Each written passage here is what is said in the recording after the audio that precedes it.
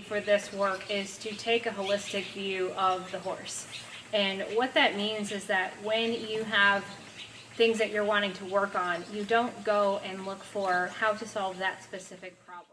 But that specific problem is popping up as a symptom of a systemic problem. You're looking at it from the perspective of laying in a good foundation based on rhythm and relaxation as the heart of everything.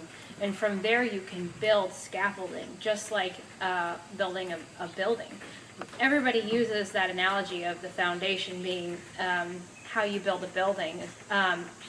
And yet most people, when they teach individual fixes to individual little problems. And what that does is it creates in the person a symptom-focused approach where they start to obsess or get very bothered with the things a horse does, and they start to treat it like little whack-a-mole games.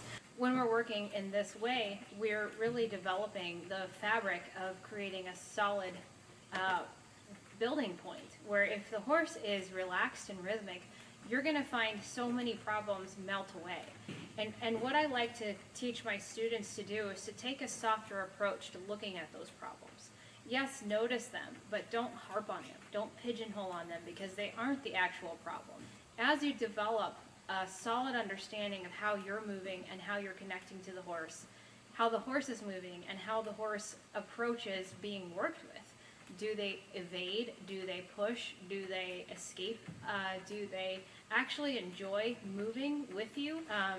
As you start to develop a greater awareness and zoom out at the bigger picture, you'll start to first understand how those things are connecting or not connecting, and you're going to start to see those problems melt away a little at a time. You start to notice that things that once were a problem are no longer there. But in general, when we approach things as a whole approach instead of symptoms, you notice that the horse's overall well-being improves. And to me, that's the most important part.